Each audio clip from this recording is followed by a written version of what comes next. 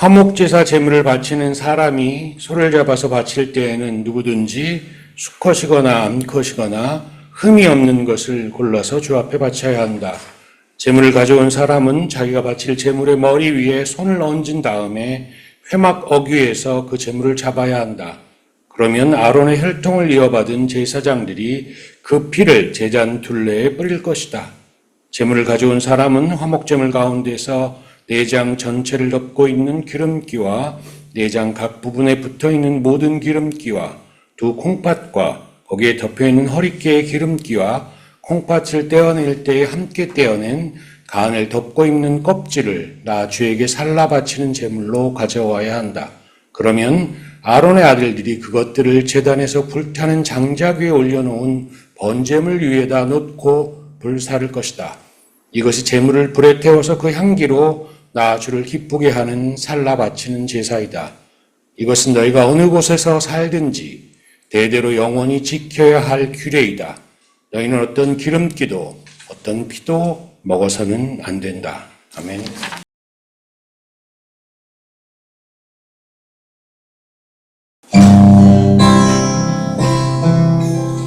이 세상을 살아가는 동안에 나의 힘으로 의지할 수 없으니 기도하고 낙심하지 말 것은 주께서 참 소망이 되시니라. 주의 길을 걸어가는 동안에 세상의 것 의지할 수 없으니 감사하고 낙심하지 말 것은 주께서 참 기쁨이 되시니라. 하나님의 꿈이 나의 비전이 되고 예수님의 성품이 나의 인격이 되고 성령님의 권능이 나의 능력이 되길 원하고 바라고 기도합니다. 하나님의 꿈이 나의 비전이 되고 예수님의 성품이 나의 인격이 되고 성령님의 권능이 나의 능력이 되길 원하고 바라고 기도합니다. 원하고 바라고 기도합니다.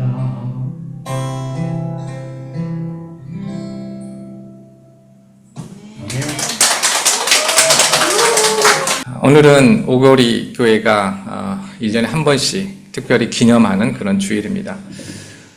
오거리 교회는 8년 전 해방촌에서 첫 예배를 드렸고요. 기억해 보니까 대략 한 6개월 기간, 6개월 좀 안 됐는데 어쨌든 3번 예배실을 옮겼습니다. 그리고 이곳이 4번째입니다. 이곳에서 창립 1주년 감사 예배를 드렸고요. 2018년 2주년 감사 예배 때는 장립 집사와 권사 임직식을 했습니다. 8년이라는 시간을 이렇게 뒤돌아보면 참 신비롭고 기적과도 같은 시간이었습니다. 제가 설교 준비를 하면서 2016년 10월 9일에 첫 예배를 드린 사진을 봤는데요. 여기 계신 분들 중에 저희 가족 또 유수훈 집사님 부부를 제외하고 박정아 집사님, 그 다음에 신홍란 성도님이 거기에 계셨습니다. 창립 멤버입니다.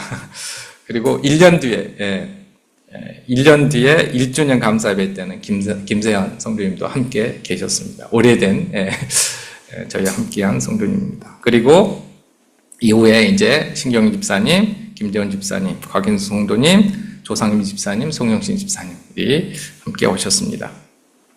그런데 저희 교회에 놀라운 점이 있습니다. 창립 예배 때부터 이 10명 정도의 성도가 지금까지 계속 유지되고 있다는 것입니다. 예배 참석 인원이 코로나나 이때 지나면서 5명일 때도 있었는데요. 그래도 저희 교회는 없어지지 않았습니다. 분명 하나님의 은혜이고요. 또한 그동안 함께 하신 성도님들의 정말로 전적인 헌신과 사랑 때문이라고 생각합니다. 그래서 바울 사도가 고린도 교회 성도들에게 말했던 것처럼 저희도 서로가 서로에 대해서 나의 편지다, 또 그리스도의 편지다라고 말할 수 있을 거라고 생각합니다.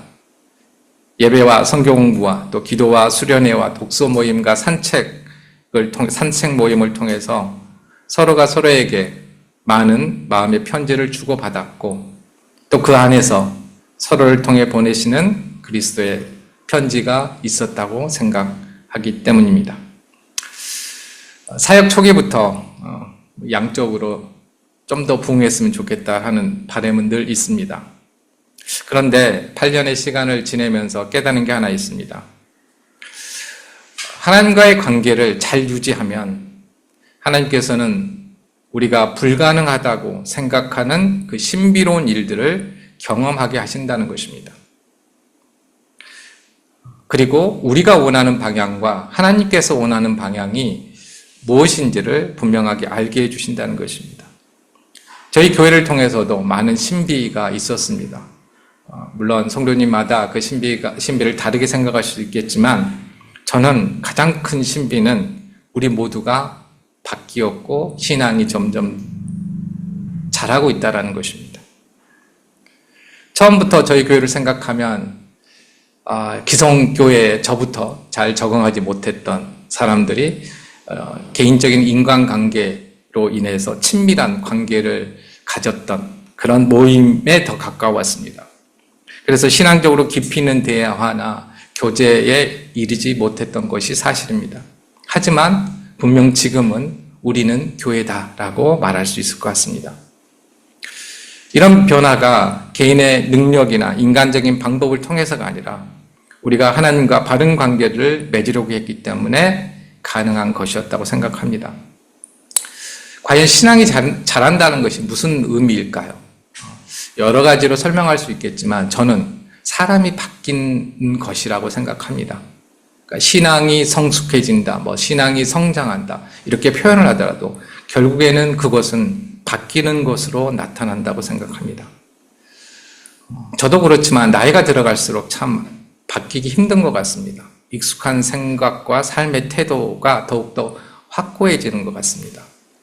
그런데 바뀌는 경우는 자신의 경험과 지식을 뛰어넘는 그 무언가, 또 자신의 경험과 지식을 뛰어넘는 어떤 권위를 만나고 그 권위에 순종할 때, 자신의 생각을 접고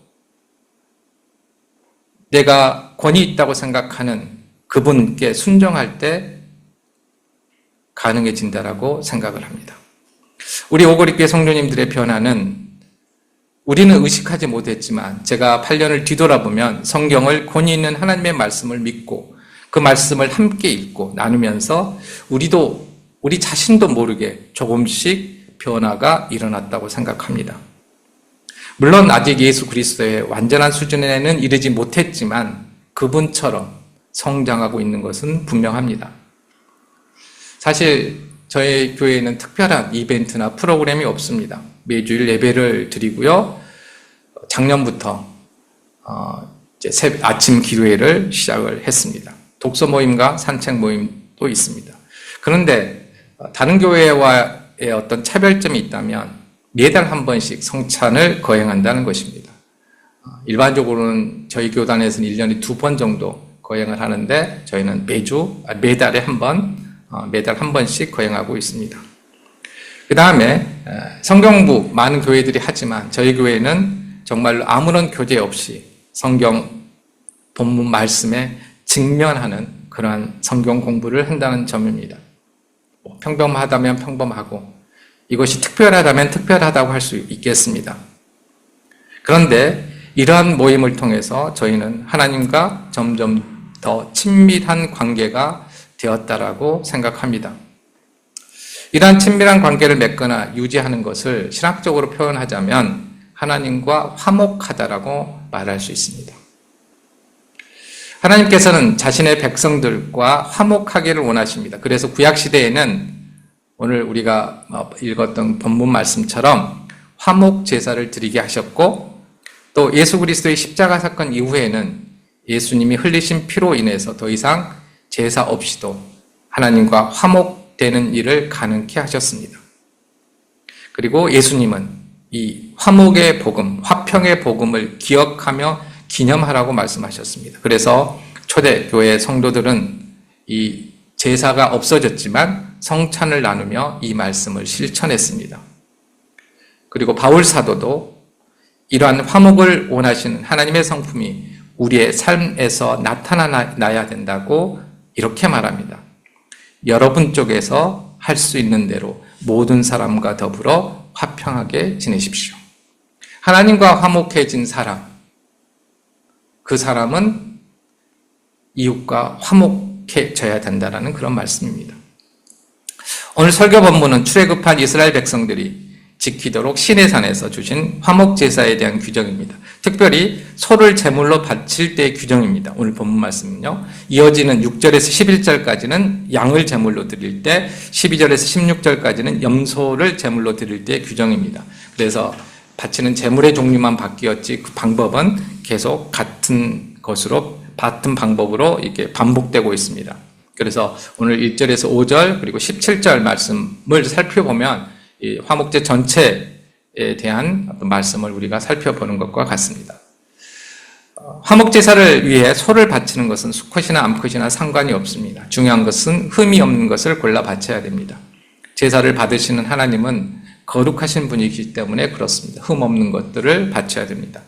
제물을 가져온 사람은 자기가 바칠 제물의 머리 위에 손을 얹는데요. 이를 통해서 제물과 자신이 동일시됩니다. 그러니까 바쳐지는 제물이 자신이 되는 것이죠. 제물은 제사를 드린 사람이 스스로 잡아야 합니다. 저는 참 오랫동안 이 제물을 제사장이 다 잡아주는 줄 알았는데요. 제물을 자신이 잡아야 됩니다.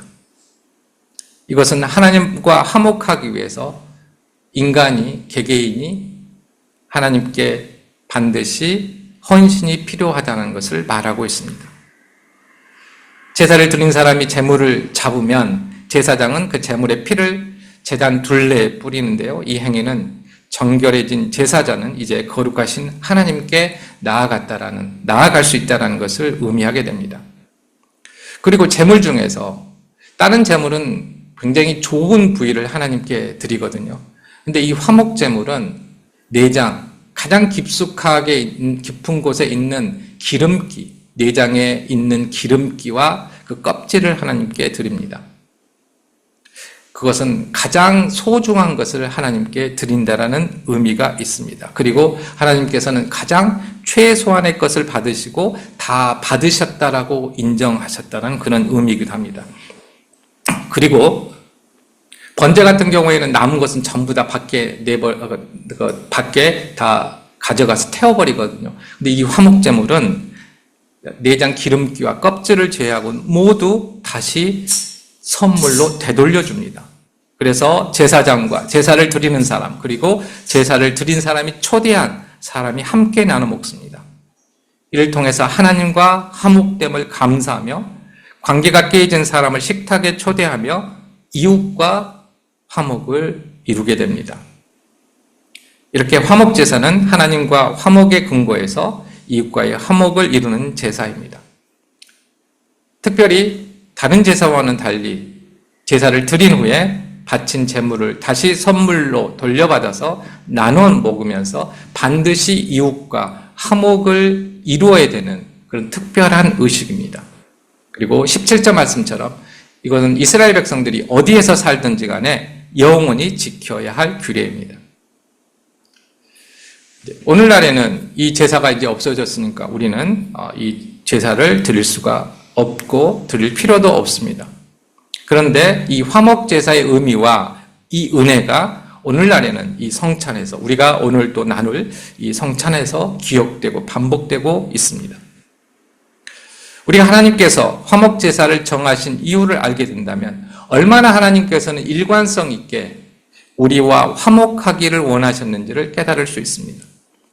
그리고 왜 이 지루하고 늘 구약을 읽을 때마다 시험에 드는 이 시대에 맞지 않을 것 같은 이 레위기의 말씀을 아직까지 우리가 읽도록 남겨두셨는지를 우리가 이해할 수 있을 것입니다.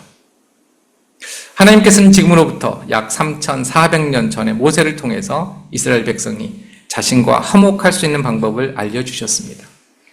소나 염소나 양을 잡아 제물로 바쳐야 했습니다. 그런데 하나님과 화목하기 위해서는 먼저 그 사람이 정결한 사람이 되어야 했습니다. 그래서 화목 제사를 드리기 전에 죄를 용서받는, 그리고 용서를 받아 정결해지는 속죄제와 속건제를 드려야 했습니다. 이 제사가 어떤 건지 나중에 잠깐 설명드리겠습니다. 왜냐하면 정결한 사람만이 거룩하신 하나님께 나아갈 수 있고, 그래서 그 사람도 거룩한 사람이 될 수 있기 때문입니다. 거룩하다는 말은 일상에서 잘 사용하지 않지요. 그래도 거룩하다는 말을 일반적인 의미로 우리가 이해를 합니다. 그러나 이 말은 도덕적으로 완벽하거나 늘 종교적인 활동에 매진한다, 그런 의미가 아닙니다. 하나님만을 믿고 생각이나 삶의 태도에 있어서 죄로 가득한 세상 사람들과 구별되게 산다는 의미입니다. 구분된 다른 방식으로 다른 관점을 가지고 산다는 의미가 거룩하다는 의미입니다. 그렇다면 어떻게 정결을 통해서 거룩해질 수 있을까요? 바로 레위기에 기록된 5가지 제사를 통해서 정결해질 수 있습니다. 구약 시대에는 그랬습니다. 그런데 예수님께서는 이 5가지의 제사를 십자가의 죽으심을 한꺼번에 그냥 다 드리신 것입니다. 그래서 지난번 설교에서 말씀드렸지만 이 구약 제사에 대한 이해를 하기 위해서는 이 정결한 것과 거룩한 것에 대한 차이를 우리가 구분해야 되는데, 그 부분에 대한 말씀을 잠깐 하겠습니다. 정결한 사람은 구약에서 말하는 율법에 따라 자신을 부정해서 지키고 제사 의식을 통해서 깨끗함을 유지하는 사람입니다. 구약 제사에서는 마음은 중요하지 않았어요. 제사라는 형태, 그 제사를 드리면 정결한 사람이 되었습니다. 예수님 시대에는 바리새인과 서기관과 같은 사람들입니다. 그런데 오늘날에는 이 정결한 사람은 어떤 사람에 비유할 수 있느냐? 외적인 신앙생활에 열심이며 도덕적으로 비난받을 만한 일을 하지 않는 사람들, 형식적으로는 깨끗해 보이는 사람들이 바로 이 정결한 사람이라고 할 수 있습니다. 그런데 이에 반해서 거룩한 사람은 삶 전체를 하나님의 목적에 맞춰서 그분을 위해서 살아가는 사람입니다. 그래서 형식적으로 어떠한 이전에는 율법을 지키거나 착한 일을 하거나 다른 사람을 돕거나 이것으로 거룩한 사람이 되는 것은 아닙니다. 물론 하나님에 대한 헌신과 이웃에 대한 사랑이 있어야 하지만 형식이 아니라 중요한 것은 무엇에 근거해서 무엇 때문에 이런 행위를 하느냐가 중요한 것입니다. 그러니까 예배를 참석하거나 헌금을 하거나 봉사하거나 어떤 외적인 어떤 신앙 생활을 하는 이것이 겉으로는 똑같아 보이지만 정결한 사람이나 거룩한 사람이나 이 마음의 의도나 중심이 다르다는 것입니다. 다른 사람이 보기에는 똑같습니다. 하지만 하나님께서 보시기에는 다르다는 것입니다. 신앙적인 관점에서 그래서 보지 않으면 정결한 사람과 거룩한 사람은 구분하기 힘듭니다. 그런데 하나님께서는 정결한 사람에 머물지 말고 거룩한 사람이 되라고 말씀을 하십니다. 구약시대에는 가축과 곡물 제사를 통해서 정결해지고 거룩해질 수 있었습니다. 모세가 시내산에서 하나님께 명령받은 5가지 제사가 번제, 소제, 화목제, 속죄제, 속건제입니다. 그런데 이 제사가 공통적으로 하나님과의 관계를 회복하고 유지하기 위한 이 목적은 같습니다. 하지만 각 제사별로 그 목적이 또 다른 부분이 있습니다. 번제는 제물로 바친 동물을 모두 태웁니다. 모두 태워서 하나님께 바치는 제사입니다. 사람이 나누는 게 하나도 없습니다. 이것은 하나님에 대한 헌신과 전적인 순종을 약속할 때 드리는 내 모든 것을, 내 모든 사람을 하나님께 드립니다라고 할 때 드리는 제사입니다. 이것은 의무적인 제사가 아니라 그래서 자발적인 제사입니다. 속죄제는 하나님에 대한 죄와 타인에게 손해를 입히지 않은 죄를 속하기 위해서 드려지는 제사입니다. 이때 드려지는 제물은 제사를 드리는 사람과 동일시됩니다. 우리 보면은 동물에게 손을 얹는 행위가 있잖아요. 그전에는 내게 있는 죄를 동물에게 옮긴다는 의미로 많이 해석됐는데 지금은 그 의미를 그 동물과 내가 동일시된다는 의미로 많이 이해되고 있습니다. 손을 얹으면서 동물이 죽는 것은 결국 죄를 지은 내가 죽는다라는 그런 의미로서 우리가 이해할 수 있다는 것이죠. 즉 제물로 드려지는 가축의 피가 제사를 드리는 사람의 피가 되어서 그 피가 뿌려질 때 제물을 바치는 사람은 죄사함을 받고 죄로 더럽혀진 성전은 다시 거룩하게 됩니다. 우리는 성전과 구약 이 레위기의 개념에 따르면 하나에 연결되어 있습니다. 그래서 내가 주님의 성도가 죄를 지으면 나만 더러워지는 게 아니라 성전도 더러워집니다. 그러니까 제물을 바치는 사람이 죄를 지었는데 왜 피를 그 사람에게 뿌리지 않고 성전에 뿌리느냐? 하나이기 때문입니다. 그 개념이 결국 우리가 예수 그리스도를 머리로 하는 한 몸으로 한 교회를 이룬다라는 신약 성경의 그러한 개념과 이어진다라고 할 수 있습니다. 속건제는 타인에게 손해를 입혔을 경우에 손해를 입힌 피해에게 20%를 더해서 먼저 갚은 후에, 이게 중요합니다. 먼저 갚은 후에 죄로 인해서 단절된 하나님과의 관계를 회복하는 제사입니다. 그래서 밀항에 나왔던 전도연의 아들을 이제 납치해 가서 죽여서 혼자 교도소에서 하나님과 화해했다고, 죄를 용서받았다고 말하는 이 생각은 완전히 틀렸다라는 것을 알 수 있습니다. 소제는 5가지 제사 중에서 피를 흘리지 않는 유일한 제사입니다. 밀가루로 만든 과자나 빵을 제물로 드리는데요. 이 제사를 통해서 하나님에 대한 감사와 헌신을 표현합니다. 그래서 이 제사는 단독적으로 드려지기보다는 다른 제사와 함께 드려집니다. 그리고 마지막으로 오늘 언급되고 있는 화목 제사는 먼저 하나님과 그리고 다음으로는 이웃과의 관계를 회복하여 화목하기 위해서 드리는 제사입니다. 그래서 5가지 제사 중에 유일하게 제물을 하나님도 드시고 제사장, 제물을 드리는 사람, 그리고 이 제물을 드리는 사람이 관계를 회복하기 위해서 초청한 사람 모두 함께 나누는 제사입니다. 그런데 이 제사의 특징은 많은 사람이 제물을 나눠 먹는다는 점에 있지 않습니다. 여기에는 놀라운 의미가 담겨져 있는데요. 화목 제사 후에 나누는 제물은 제사를 드리기 전에 그 제물과는 전혀 다른 제물이라는 것입니다. 이 제물은 하나님께 드리는 제물이 아니라 하나님께서 받으신 후에 다시 자신의 것을 나눠주시는, 선물로 주시는 음식이라는 것입니다.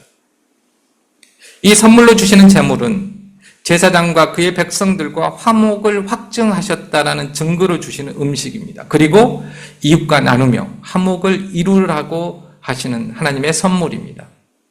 하나님과 이웃과 화목을 이루는, 그래서 생명의 양식이라고 할 수 있습니다. 유대교에서는 지금 이 제사를 안 드리죠. 지금 전쟁이 일어나고 있는데요. 이스라엘이 이 전쟁에서 승리하면은, 그리고 무슬림들을 예루살렘에서 몰아내면 다시 성전을 지으려고 하고 있습니다. 왜냐? 제사를 드리기 위해서. 그렇습니다. 그런데 지금까지는 기원 후 70년에 예루살렘 성전이 로마에 파괴된 이후로 이 제사는 중단되었습니다. 지금 유대인들은 이 성전이 지어지고 제사를 드리게 되면 메시아가 온다라고 그렇게 생각하기 때문에 모든 그 희생을 다 동원해서 어쨌든 그래서 무슬림들을 몰아내고 예루살렘을 차지하려고 하고 있습니다. 하지만 예루살렘 성전이 파괴되지 않았다고 하더라도 그리스도인들은 하나님께 화목 제사를 드리지 않을 것입니다. 왜냐하면 필요 없기 때문입니다. 예수님은 십자가의 죽으심으로 영원히 효력 있는 화목 제사를 드렸기 때문입니다. 이 부분은 정말로 모순된 적이어서 이성으로는 설명할 수 없는 부분입니다. 성경에 말하고 있는 부분을 그대로 여러분에게 선포하면 이렇습니다. 예수님은 십자가에 죽으실 때 스스로 하나님으로서 제물을 받으시는 분이면서 동시에 제사를 드리는 제사장이셨고 제사의 제물이 되셨습니다. 말이 안 되죠. 근데 성경은 이렇게 우리에게 말하고 있습니다. 신비입니다. 바로 이 지점에서 우리는 믿음이 필요합니다. 어떤 사람은 이해되지 않기 때문에 하나님과 그의 계획을 믿을 수 없다라고 말합니다. 그런데 다른 사람은 이해되지 않기 때문에 믿는다고 말합니다. 왜냐하면 우리가 하나님과 그의 계획을 다 이해할 수 있다면 과연 그분이 우리의 하나님일까요? 우리의 수준과 같은 분이라면 우리가 주님으로 고백할 수 있는 그리고 섬길 수 있는 분일까요? 따라서 이 지점에 직면하면 선택을 해야 되고 결단을 해야 합니다. 그런데 여기에 대한 실마리는 늘 창세기 1장 1절로 돌아갑니다. 하나님께서 말씀으로 세상을 창조하셨다라는 이 말씀을 믿는다면 그가 창조하신 피조물과 화목하기 위해서 스스로 인간이 되시고 스스로 제물이 되셔서 화목을 이루셨다는 사실을 믿는 것이 그렇게 어려운 일일까요? 결국 성경의 첫 문장이 하나님의 말씀으로 세상을 창조하셨다는 거기서 시작해서 요한계시록까지 쭉 가서 마지막으로 다시 창세기 1장 1절로 돌아옵니다. 그리고 그 1장 1절 말씀의 근거에서 다시 1장 2절부터 그 말씀들을 다시 읽게 만든다는 것입니다. 예수님이 십자가의 죽음으로 자신을 번제와 속죄제와 속건제와 화목제와 소제 제물로 단번에 드리셨습니다. 그 후부터 우리는 성찬을 통해서 하나님과 화목케 하신 예수님의 몸과 피를 생명의 양식으로 나눕니다. 예수님께서 잡히시긴 전날 밤에 제자들에게 식사를 하시면서 그의 죽음과 부활하심을 기념하라고 하셨습니다. 빵을 자신의 몸에, 포도주를 자신의 피에 비유하시면서 먹고 마시라고 나눠주셨습니다. 그리고 이 행위를 할 때마다 주님과 주님이 하신 일을 기억하라고 말씀하셨습니다. 이 성찬은 그래서 하나님께 드린 제물을 다시 돌려받아 제물을 바친 사람과 그 사람이 초청한 이웃이 함께 나누며 하나님과 이웃과의 화목을 도모한다는 점에서 화목제사와 제사의 목적과 매우 유사하다라고 말할 수 있습니다. 이 빵과 포도주를 함께 나눈다는 의미는 예레미야 선지자를 통해서 예언되었던 새 언약에 참여하며 우리가 하나님과 화목하게 되었음을 의미합니다. 이거는 우리가 심정으로 믿어지냐 믿어지지 않느냐와 별개로 하나님께서는 그렇게 선포를 하시고 알려주셨습니다. 또한 이를 통해서 빵과 잔을 나눈 성도들이 한 몸으로 연합되어 있음을 상징합니다. 예수님께서는 이것을 행하여 나를 기억하라고 하신 것은 우리가 예수님을 통해서 하나님과 화목되게 되었다는 사실을 기억하며 우리도 서로 화목하라는 의미입니다. 우리가 직접 하나님께 나아갈 수 있다는 의미입니다. 그러니까 내가 죄가 많아서 나는 안 돼, 이게 아니라는 것이죠. 이렇게 생각하면 안 된다는 것입니다. 그 문제는 다 예수님께서 해결하셨기 때문에 내가 어떤 상황에 있든지 우리는 자유롭게 하나님께 나아갈 수 있다는 것입니다. 하나님과 화목할 수 있다는 그런 의미입니다. 예수님은 내 살은 참된 양식이요 내 피는 참된 음료라고 하시면서 자신의 희생이 영적인 생명의 공급임을 알려주셨습니다. 제자들이 빵과 포도주를 먹는 것은 예수님의 희생을 통해 그들이 영적인 생명을 얻게 되었음을 의미합니다. 이는 예수님의 희생이 단순한 죽음이 아니라 모든 믿는 자들에게 영원한 생명을 주는 생명의 양식임을 나타냅니다. 우리가 함께 먹고 마시는 이 빵과 포도주가 진짜 예수님의 살과 피로 변하는 것은 아닙니다. 하지만 그렇다고 해서 단순히 상징만은 아닙니다. 우리가 그렇잖아요. 음식을 함께 나눌 때 그 관계가 만약에 좋아진다면 그 관계의 좋아짐은 눈으로 보여지지 않지요. 하지만 실제로 있는 일입니다. 그런 의미에서 신비라고 말할 수 있습니다. 우리가 예수님을 통해 하나님과 화목하고 이웃과 화목하게 되었다는 사실을 이 성찬은 확증하는 징표이자 우리가 계속 하나님과 화목할 수 있도록 주시는 생명의 양식이라고 우리가 생각할 수 있습니다. 그런데 우리는 하나님과 우리를 화목케 하신 예수님을 믿지 않으면 이 화목케 하셨다라는 이 하나님의 말씀은 우리의 삶 가운데서 효력이 나타나지 않을 것입니다. 그래서 믿음이 중요합니다. 사랑하는 성도 여러분, 예수님께서는 하나님과 우리가 화목하게 하도록 십자가에서 화목제물로 자신을 드리셨습니다. 그리고 성찬을 통해서 하나님과 화목하게 된 사실을 기억하며 이 화목에 참여하도록 초대하십니다. 우리가 빵과 포도주를 나눌 때 이것을 하나님과 우리를 화목케 하신 생명의 양식을 먹는 것입니다. 이로 인해 함께 한 이웃과 화목하게 될 수 있는 영양분을 공급받습니다. 지금 팔레스타인을 비롯한 중동 지역과 우크라이나와 러시아에서 매일 수없이 많은 사람들이 죽어가고 있습니다. 스스로를 화목제물로 드리신 예수 그리스도의 은혜를 통해서 우리는 하나님과 먼저 화목되었습니다. 그러기에 우리는 이웃과 화목할 수 있고 또 화목해야 합니다. 이제 우리 모두가 전쟁과 다툼이 있는 곳에 하나님의 화목을 이루는 사람들이 되어야 합니다. 우리의 작은 공동체, 가정에서 또 내가 속한 사회에서, 직장에서 또 마찬가지입니다. 하나님과 화목을 이룬 사람은 하나님께서 주시는 음식을, 생명의 양식을 나눠 먹은 사람은 우리의 삶 가운데서 이 화목을 이루어야 합니다. 우리 교회 성도님들과 이제 이 자리에 참석하신 모든 성도님들께서 화목을 이루시는 성도님 되시기를 주님의 이름으로 축복합니다. 아멘. 기도하겠습니다.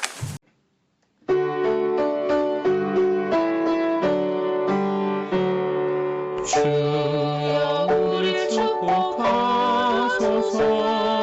당신의 평화를 주소서.